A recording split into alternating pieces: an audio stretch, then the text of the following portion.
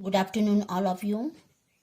तो बच्चों, आज का जो हमारा टॉपिक रहेगा वो रहेगा सामाजिक न्याय, सोशल जस्टिस। तो शुरू करते हैं। जिस तरह से आपको पता है कि भारतीय संविधान में न्याय को एक विशेष महत्व दिया गया है। तो हमारे संविधान के अनुसार भारत का प्रत्येक नागरिक एक समान है और न्याय प्राप्त करने के लिए वह न्यायालय का सहारा भी ले सकता है। और सामाजिक न्याय का अर्थ है जाति, वर्ण, धर्म, लिंग, जन्म स्थान या संप्रदाय के आधार पर किसी व्यक्ति के साथ कोई भेदभाव नहीं किया जाएगा। तो इस उद्देश्य की प्राप्ति के लिए संविधान के अनुच्छेद 14 से 17 में समानता का अधिकार प्रदान किया गया है। तो मैं आपको पॉइंट पॉइंट करके समझाती हूँ। सबसे पहला हमारा हम आर्टिकल 14 से 17 तक पढ़ेंगे, जो क्या क्या प्रावधान किए गए हैं। तो सबसे पहला पॉइंट है कानून की दृष्टि से समानता, अनुच्छेद 14। Equality before law, article 14।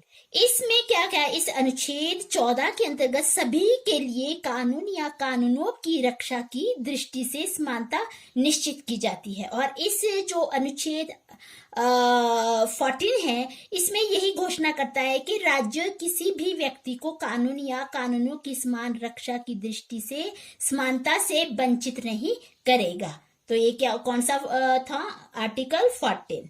Second आपका पॉइंट है कोई भेदभाव नहीं, अनुच्छेद 15। No discrimination, article 15। इस आर्टिकल 15 में क्या कहा गया है कि कुछ विशेष आधारों पर भेदभाव पर प्रतिबंध लगाता है। यह जो अनुच्छेद प्रबंध करता है कि सार्वजनिक स्थानों तक पहुंच और उनके प्रयोग के मामले में, अर्थात कौन कौन से कुआं, टैंकियां, स्नान घाटों, सड़कों, सार्वजनिक पार्कों, होटलों, सिनेमा घरों इत्यादि के प्रयोग में जाति, वर्ण, संप्रदाय, लिंग, जन्म स्थान और धर्म के आधार पर किसी के साथ भेदभाव नहीं किया जाएगा। तो ये क्या था? अनुच्छेद 15। अब जो थर्ड आपका उत्थान, अनुच्छेद 15(3), अपलिफ्टमेंट, आर्टिकल 15(3). इसमें क्या कहा गया है कि स्त्रियों और बच्चों के उत्थान के लिए विशेष प्रबंध करने में राज्य पर प्रतिबंध नहीं लगाए जाएंगे। राज्य बच्चों और स्त्रियों के लिए तथा समाज के सामाजिक रूप से पिछड़े हुए वर्गों के विशेष प्रबंध कर सकता है। और उसके बाद है आपका सार्वजनिक नियुक्ति में समान अवसर, अनुच्छेद 16। Equal opportunities in matters of public appointment, article 16। ये आर्टिकल 16 में क्या कहता है कि जो अनुच्छेद 16 है, सार्वजनिक नियुक्ति में अवसर की समानता सुनिश्चित करता है। यानी राज्य के अधीन नियुक्ति के मामलों में जाति, वर्ण, संप्रदाय, लिंग, जन्म स्थान, धर्म के आधार पर कोई भेदभाव नहीं किया जाएगा।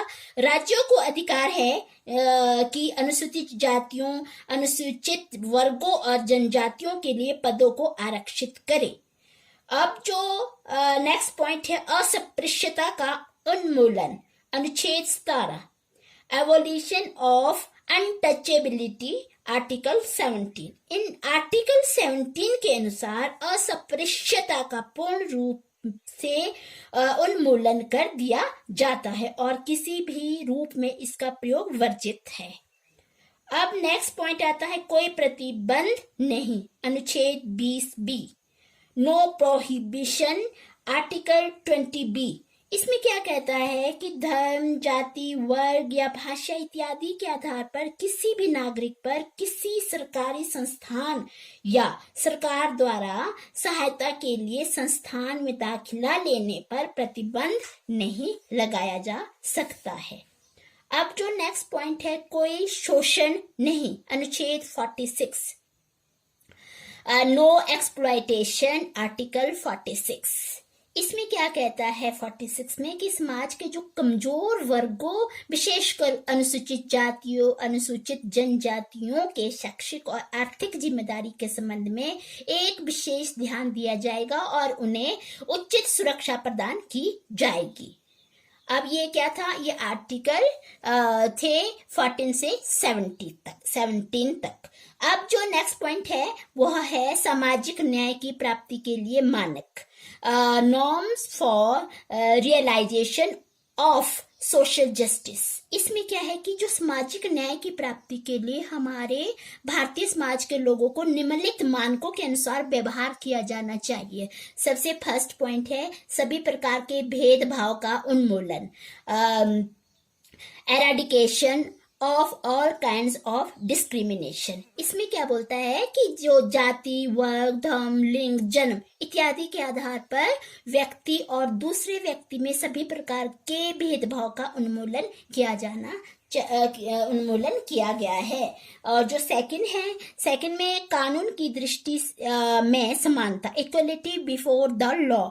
इसमें क्या है कि प्रत्येक व्यक्ति के लिए कानून की दृष्टि में समानता का अधिकार दिया गया है। और थर्ड है अस्पृश्यता का उन्मूलन, एवोल्यूशन ऑफ अनटचेबिलिटी। इसमें क्या है कि अस्पृश्यता के प्रचलन का उन्मूलन।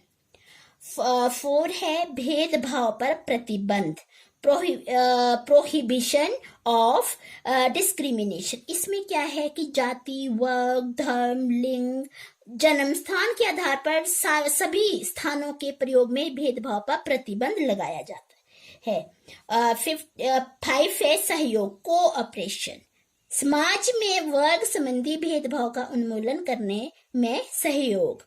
6 है सामाजिक कार्यवाही को प्रोत्साहन, प्रमोशन ऑफ सोशल मेजर्स। इसमें क्या कहा गया है कि जो समाज के अधिक कमजोर वर्ग, जिस तरह से स्त्रियां होती है, अनुसूचित जातियां, अनुसूचित जनजातियां के विकास को सुनिश्चित करने के लिए सामाजिक कार्यवाहियों को प्रोत्साहन और उनके लिए विशेष अवसरों का प्रबंध किया जाएगा।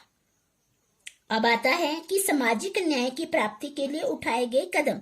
कौन से कदम उठाए गए हैं सामाजिक न्याय के लिए? तो steps taken for the achievement of social justice.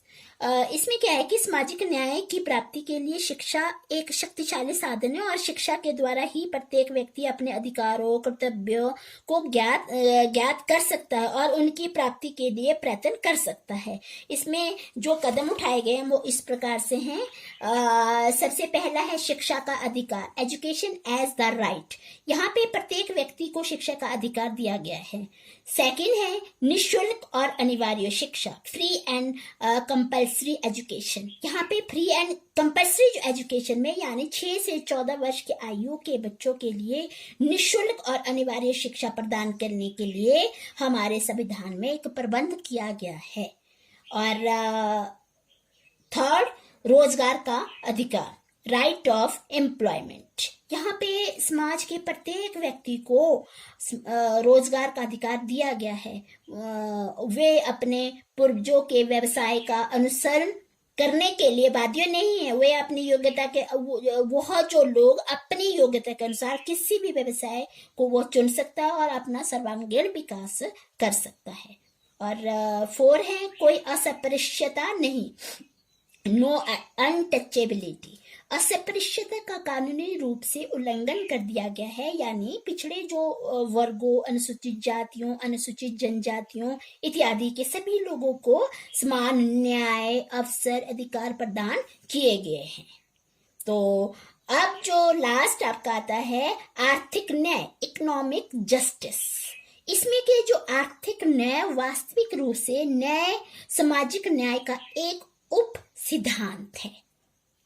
इसमें कहा गया है कि आर्थिक न्याय का अर्थ क्या होता है, मीनिंग ऑफ इकोनॉमिक जस्टिस। इसमें होता है कि आर्थिक न्याय का अर्थ है कि सभी को जीविका के समान और पर्याप्त साधन प्रदान किए जाए और सभी प्रकार के शोषणों को समाप्त किया जाए। Economic justice means that equal and adequate means of livelihood are provided to all, the exploitation of all types is ended. इसका अर्थ हुआ कि आर्थिक मूल्य के आधार पर मनुष्य और मनुष्य में कोई भेदभाव नहीं. Economic justice stands for non-discrimination between man and man on the basis of economics values. इसमें कहा गया है कि सकारात्मक शब्दों में इसका अर्थ है कि राष्ट्रीय अर्थव्यवस्था की स्थिति को इस ढंग से कार्य करना चाहिए जो सामान्य कल्याण के लिए लाभदायक सिद्ध हो. और आर्थिक न्याय की संकल्पना में भी वेलफेयर स्टेट यानी कल्याणकारी राज्यों की धारणा शामिल है. और भारत के लोगों को राज्य की नीति निर्देशक सिद्धांतों द्वारा सामाजिक और आर्थिक न्याय सुनिश्चित किए गए हैं. कुछ नीति निर्देशक सिद्धांत भारत के नागरिकों के लिए कार्य करने का अधिकार, आवश्यकता के समय में सार्वजनिक सहायता लेने का अधिकार, जीविका के पर्याप्त साधन और आर्थिक आधार पर भेदभाव न किए जाने को निश्चित करते हैं. तो ये था आपका जो चैप्टर खत्म हो गया है. Thank you.